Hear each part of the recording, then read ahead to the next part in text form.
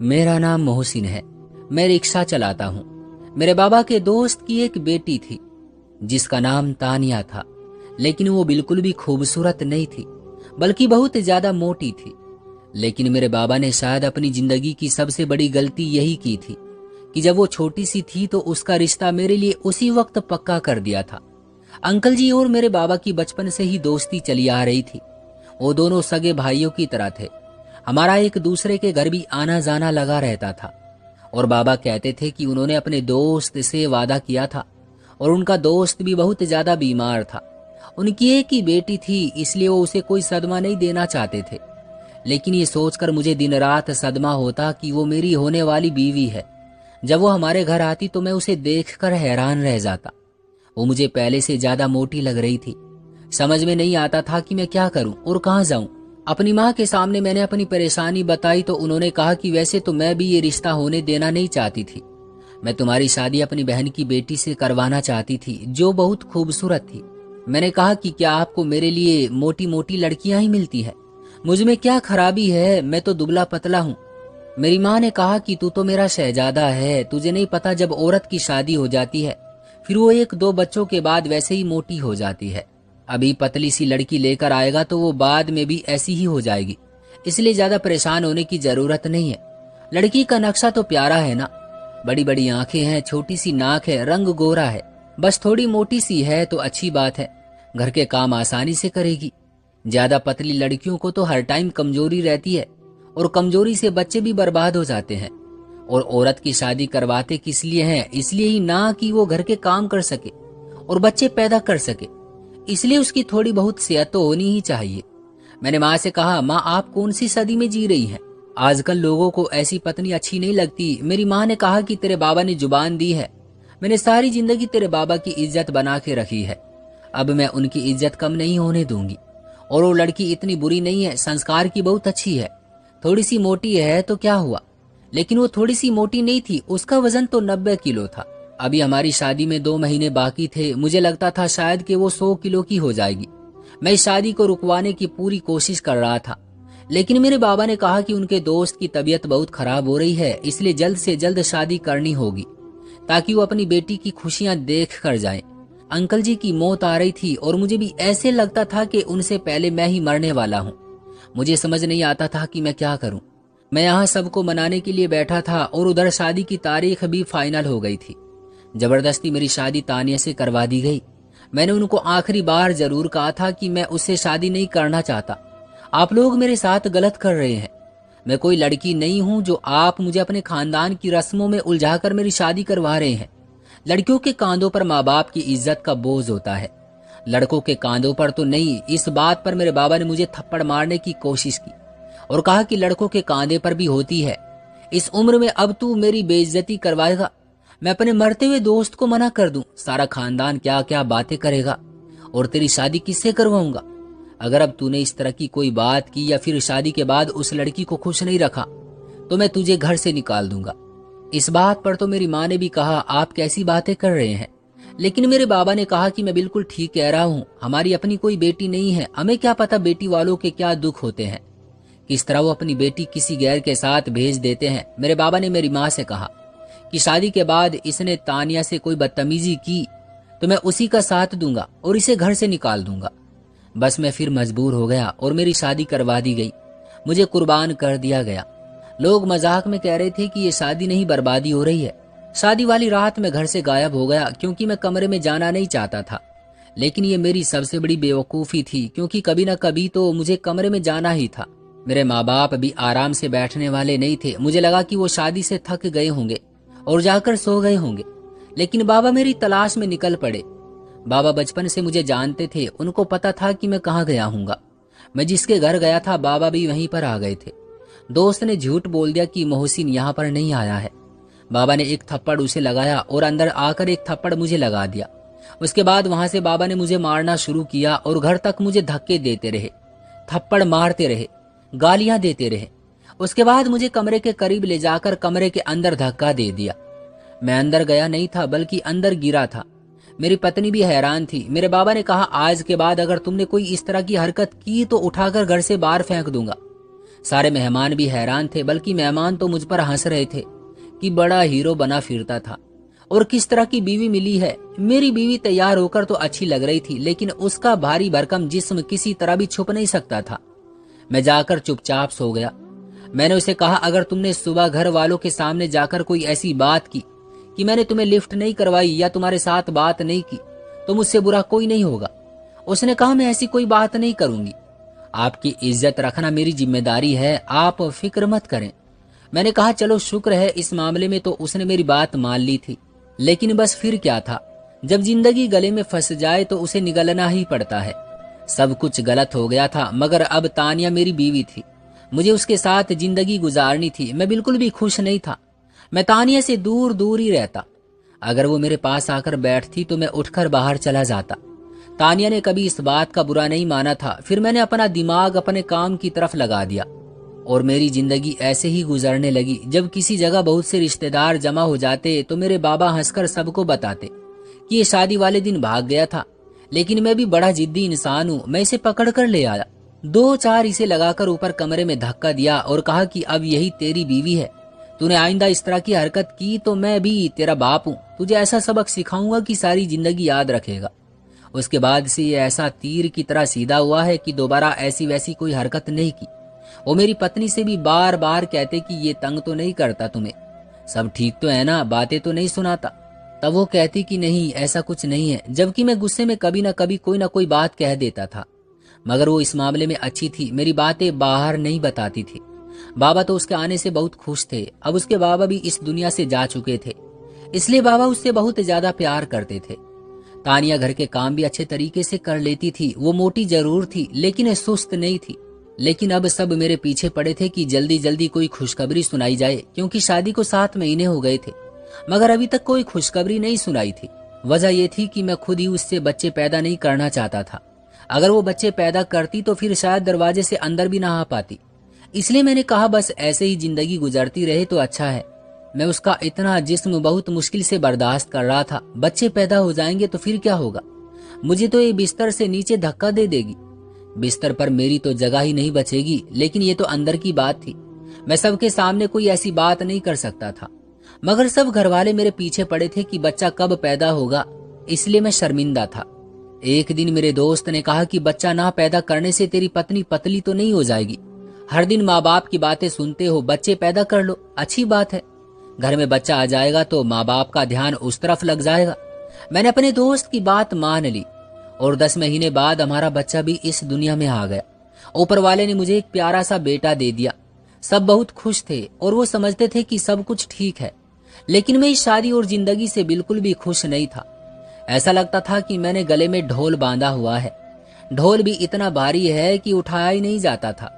एक दिन रिक्शे में मुझे एक आदमी मिला और मुझसे बहुत प्रभावित होकर कहने लगा कि उसे अपनी बेटी के लिए रिक्शा लगवाना है। उसकी बेटी को कॉलेज छोड़ना और लेना था। वह आदमी मुझे मेरे मुंह मांगे पैसे देने को तैयार था, इसलिए मैंने हामी भर ली और अगले दिन मैं उसकी बेटी को लेने चला गया। उसका नाम नम्रा था। मैंने उस लड़की को देखा तो पहली ही नजर में मुझे उससे मोहब्बत हो गई। वो बहुत ही ज्यादा खूबसूरत और दुबली पतली, नाजुक फूल जैसी कमर और बहुत ही प्यारी थी। उसे कपड़े पहनने का तरीका भी आता था और सबसे मजे की बात यह थी कि वो बहुत बातूनी थी। वो सारा रास्ता मुझसे बातें करती रहती थी। एक हफ्ते में ही मैं नम्रा के साथ बहुत फ्री हो गया था। जब उसको देखने के बाद मैं अपनी पत्नी को देखता तो वो मुझे और भी ज्यादा मोटी लगती और मैं हैरान रह जाता कि सुबह तो ये इतनी मोटी नहीं लग रही थी, अब इसे क्या हो गया है। मैंने एक दिन बाबा को कहते सुना कि बेटी तुम इतनी कमजोर क्यों होती जा रही हो। बाबा की इस बात पर खाना मेरे हलक में फंस गया। माँ ने मुझे पीछे से कमर में एक थप्पड़ मारा और कहा कि क्या हो गया है, ठीक तो हो ना। मैंने कहा कि ये क्या तरीका है, एक तो बंदे के गले में कोई चीज फंस जाए और ऊपर से सारे उसे मारने के लिए आ जाते हैं। मैं उठकर वहां से चला गया और हैरान होने लगा कि मेरे बाबा किस तरह की बातें कर रहे हैं कि मेरी बीवी पतली हो रही है। ये कहां से दुबली पतली लग रही है। दरअसल बात ये थी कि मेरी बीवी का वजन थोड़ा कम हो रहा था। शायद वो बच्चे को दूध पिलाती थी और घर के सारे काम भी करती थी, लेकिन वो इतनी मोटी थी कि थोड़ा बहुत वजन कम होने से भी गुजारा नहीं चलने वाला था। उसको कम से कम भी 30-40 किलो वजन कम करने की जरूरत थी। मेरा उसकी तरफ से थोड़ा बहुत ध्यान भी हट गया था, जो शुरू शुरू में मेरा उस पर था। मैं काम पर जाता तो सारा रास्ता नम्रा को देखता रहता। वो मुझसे बातें करती रहती, वो भी मुझे देखकर मुस्कुराती थी। इसका मतलब उसके दिल में भी कोई ना कोई बात जरूर थी। नम्रा अक्सर मुझसे मेरी फैमिली के बारे में भी पूछती थी। मैंने उसे अपनी शादी के बारे में भी बता दिया। वो हैरान रह गई। उसने कहा, तोबा तोबा, आपकी बीवी 100 किलो की है, फिर तो वो आपके साथ खड़ी होकर आपकी माँ लगती होगी। इस बात पर वो बहुत हंसी थी। फिर मैंने उसे अपनी बीवी की तस्वीर भी दिखाई। वो और हैरान हुई। उसने कहा कि ये तो वाकई आपके साथ खड़ी होकर आपकी माँ ही लगती होगी। आपके माँ बाप को क्या हो गया था कि आपकी शादी इसके साथ करवा दी? वो आपसे मोहब्बत नहीं करते क्या? उन्होंने दुश्मनी निकाली है आपके साथ। मैंने कहा, मैं तो बदनाम हो गया हूँ, मेरी तो जिंदगी बर्बाद हो गई है। कहाँ जाऊं मैं? कुछ समझ नहीं आता। उसको देखता हूं तो मेरा दम घुटने लगता है। बस फिर औलाद की वजह से चुप हो जाता हूं। नम्रा ने कहा कि उसको तलाक दे दो। मैंने कहा, मैं उसे तलाक नहीं दे सकता, नहीं तो मेरे बाबा मुझे घर से निकाल देंगे और वो मेरे बेटे की माँ है। नम्रा ने कहा, फिर ठीक है, आपने अपने घर वालों की बात मान ली, उनकी इज्जत भी रख ली, उनकी पसंद की लड़की से शादी भी कर ली, लेकिन इसका मतलब ये तो नहीं कि आप अपनी सारी जिंदगी उसके पीछे ही बर्बाद कर दें। आप दूसरी शादी भी तो कर सकते हैं, बल्कि 2-3 शादियां कर सकते हैं। अगर आप दूसरी शादी करेंगे तो आपके घर वालों को भी कोई परेशानी नहीं होनी चाहिए, क्योंकि उनको सीधा कह दीजिएगा कि पहले मैंने आपकी बात मान ली थी, आपकी इज्जत रख ली थी, अब आप मेरी बात माने। नम्रा ने तो जैसे मुझे अंधेरे में रोशनी दिखा दी थी। बात तो उसकी बिल्कुल ठीक थी। मैंने अपनी जिंदगी अपने माँ बाप के कहने पर कुर्बान कर दी थी। क्या अब मैं अपनी मर्जी से किसी लड़की से शादी नहीं कर सकता था? मैं तो अभी भी पहले जैसा लगता था। 5 साल मैंने उसके साथ गुजार लिए थे, इतना काफी नहीं था क्या? और अगर मैं किसी और से शादी करता तो कौन सा उसको तलाक दे देता। लेकिन ऐसी लड़की कहाँ से मिलती जो सब कुछ जानने के बावजूद भी मुझसे शादी करने के लिए तैयार हो जाती। मैंने वापसी पर आते हुए नम्रा से कहा कि ऐसी लड़की कहाँ से मिलेगी जिसको ये सब कुछ पहले से पता हो कि मैं पहले से ही शादीशुदा हूँ, और फिर वो मुझसे शादी करने के लिए तैयार हो जाए। उसने कहा कि कभी कभी कुछ लोग हमारे आसपास ही होते हैं, लेकिन हम उनको देख नहीं पाते। इस बात पर मैं हैरान हो गया कि इसका इशारा किस तरफ था। उसका इशारा उसकी अपनी तरफ ही था। नम्रा 19 साल की थी और मैं 30 साल का होने वाला था, और मैं एक रिक्शा ड्राइवर था। वो एक अच्छे और अमीर घराने से संबंध रखती थी। मेरा तो दिमाग ही घूम गया था। वो मेरी दुख भरी दास्तान सुन रही थी। दूसरी शादी की बात शायद मेरे दिमाग में ये इसलिए ही डाल रही थी क्योंकि वो मुझसे शादी करना चाहती थी, लेकिन वो तो कुंवारी थी। मैंने उससे कहा, क्या तुम मेरे साथ शादी करोगी? तब वो शर्माने लगी और कुछ देर बाद बिना झिझक उसने कह दिया कि मैं तो कब से यही चाह रही थी कि आप मुझसे ये बात पूछें, और मुझे इस बात का बहुत अफसोस है कि आपकी पहले शादी हो चुकी है, लेकिन आप मर्द हैं और मर्द को तो 4 शादियां करने की इजाजत भी है। वो तो औरत होती है जिसकी एक बार तलाक हो जाए तो समाज में दूसरी शादी के लिए अनुचित हो जाती है, लेकिन मर्द के लिए ऐसा यहाँ कोई निजाम नहीं है। मेरे दिल में भी ऐसी कोई बात नहीं आएगी। मैं आपके साथ शादी करना चाहती हूँ और अपनी मर्जी से करना चाहती हूँ। मुझे कोई फर्क नहीं पड़ता कि आप रिक्शा चलाते हैं, मैं तो आपको पसंद करती हूँ। अगर आप मान जाएं तो मुझे खुशी होगी। मैंने कहा, मुझे अपने बाबा का डर है, अगर उनको पता चल गया तो वो मुझे घर से निकाल देंगे। नम्रा कहने लगी कि वो बिल्कुल भी नहीं निकालेंगे, आप उनकी इकलौती औलाद हैं। ये सारी बातें वो आपको धमकाने के लिए कहते हैं। माँ बाप अपनी औलाद से बहुत प्यार करते हैं, वो कभी भी आपको घर से नहीं निकालेंगे। आपके बिना कौन है उनका जो उनको सहारा देगा? आपके सहारे से ही तो घर चलता है। मैंने कहा, ये बात बिल्कुल सही है। बाबा ने 2 साल से काम करना छोड़ दिया है, मुझे भी घर से निकाल देंगे तो फिर घर कैसे चलेगा? उस मोटी को कैसे पालेंगे? वो तो 4 बंदों का खाना अकेली खा जाती है। मुझे अपनी पत्नी पर अचानक से गुस्सा आने लगा था। उससे बहुत ज्यादा नफरत होने लगी थी। नम्रा ने कहा कि हम निकाह कर लेंगे, मेरे पास बहुत से पैसे हैं और मैं अपने घर वालों से बहुत तंग हूँ। हम ऐसी जगह पर जाकर निकाह कर लेंगे जहाँ कोई भी नहीं होगा। मेरी एक सहेली का घर है, वो ज्यादातर अपने माँ बाप के घर रहती है क्योंकि उसका पति दूसरे देश में काम करता है। उसके घर की चाबी मुझे आसानी से मिल जाएगी, वहीं पर निकाह कर लेंगे। मैं तो बहुत ज्यादा खुश हो गया था। मेरे दिल में तो लड्डू फूट रहे थे कि इतनी प्यारी और कम उम्र लड़की मुझे मिल गई थी और वो शादी करने के लिए भी तैयार थी और सारा प्लान भी खुद ही बना रही थी। मुझे तो हैरत हो रही थी, खुशी के मारे में पागल हो रहा था। जब माँ ने मुझे कहा कि क्या हो गया है, क्यों मुंह मुंह में हंस रहे हो, कौन से सपने देख रहे हो, इस बात पर मेरी बीवी ने भी मेरी तरफ देखा। मैंने कहा, कुछ नहीं, वो किसी दोस्त की कोई बात याद आ गई है। माँ ने कहा, तुम्हारा बेटा 3 साल का होने वाला है, क्या दूसरा बच्चा पैदा करने का इरादा नहीं है? एक बच्चा पैदा करके तुम्हारी जिम्मेदारी खत्म हो गई। मुझे इस घर में रौनक चाहिए अब। खैर मुझे एक पोती चाहिए, पोता तो अल्लाह ने दे दिया है, तुझे किसी बात की फिक्र नहीं है। शादी के शुरू में जल्दी जल्दी बच्चे पैदा हो जाए तो बेहतर होता है, वरना बाद में बहुत सी परेशानी बन जाती है। उसके बाद तो तुम भी बूढ़े हो जाओगे और तुम्हारी बीवी भी बूढ़ी हो जाएगी, फिर बच्चे कहाँ से पैदा होंगे। एक ही बार सारी मुसीबत उठा लो, बाद में परेशानी नहीं होगी। मैं हैरान रह गया कि मेरी माँ को बच्चे पैदा करवाने की पड़ी है। मैं अपनी जिंदगी के बारे में सोच रहा हूँ। मैंने माँ को कह दिया कि हाँ ठीक है, आपकी बात मान लूंगा, लेकिन मैंने नम्रा को कहा कि हम इसी हफ्ते निकाह करेंगे, हमें जल्द ही करना होगा। उसने अपनी सहेली से घर ले लिया और वो वहीं पर तैयार हुई। मैंने उसके लिए सारा सामान ला कर दिया। वो दुल्हन बन चुकी थी और मैंने 4 गवाहों का इंतजाम भी कर लिया। निकाह की रस्म के लिए मौलवी साहब को भी बुला लिया। वो अंदर कमरे में बैठी थी। मौलवी साहब अंदर गए। उन्होंने मुझे कहा लड़की ने दस्तखत कर दिए हैं। नम्रा ने अपनी एक सहेली को भी बुलाया हुआ था जिसने बुर्का पहना हुआ था। मैंने 3 बार कबूल है बोलकर दस्तखत कर दिए थे। मेरा नम्रा के साथ निकाह हो गया था। मैं खुशी से फूले नहीं समा रहा था। सारे गवाह और मौलवी साहब वहां से चले गए। नम्रा घूंघट ओढ़कर बैठी थी। मैं कमरे में दाखिल हुआ तो मुझे ऐसा लगा आज मेरी पहली शादी हुई है और आज मेरी जिंदगी शुरू होगी। जब मैं आगे बढ़ा वो अपना लहंगा फैलाकर बैठी थी, इसलिए ऐसी लग रही थी। मैंने जैसे ही जाकर उसका घूंघट उठाया तो मेरे कदमों तले से जमीन निकल गई। मुझे ऐसा लगा कि जैसे किसी ने मेरी गर्दन दबा दी है। मैंने अपने दिल पर हाथ रख लिया, क्योंकि मेरे सामने नम्रा नहीं बल्कि मेरी अपनी ही बीवी बैठी थी, जो आज फिर से दुल्हन बनी हुई थी। लेकिन वो आज तो बड़ी स्मार्ट लग रही थी और खूबसूरत भी। मैंने कहा तुम यहाँ क्या कर रही हो? मेरी बीवी ने कहा मैं जो कर रही हूँ वो छोड़ो, मुझे आप बताओ आप यहाँ क्या कर रहे हैं? मुझे धोखा दे रहे हैं। दूसरी शादी करने चले थे और वो भी मेरी इजाजत के बगैर। मेरे माँ बाप भी वहां पर आ गए। मेरे माँ बाप ने भी मुझे बहुत बातें सुनाई। उन्होंने कहा बदतमीज, तुझे शर्म ना आई? मैंने देखा तो नम्रा भी वहीं खड़ी थी।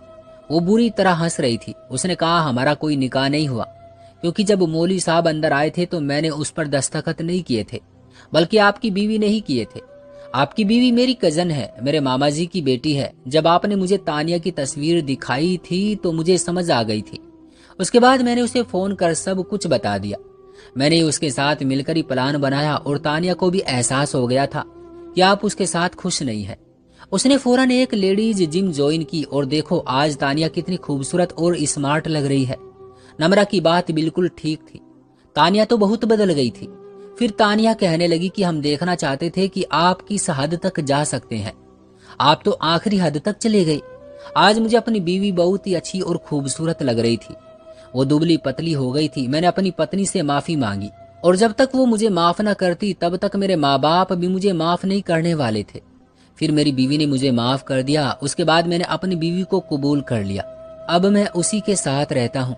अब आप मुझे बताइए कि मैंने ठीक किया या गलत, और नम्रा ने जो मेरे साथ किया मुझे उसे माफ करना चाहिए या नहीं, क्योंकि उसने मेरे जज्बात के साथ खेला था।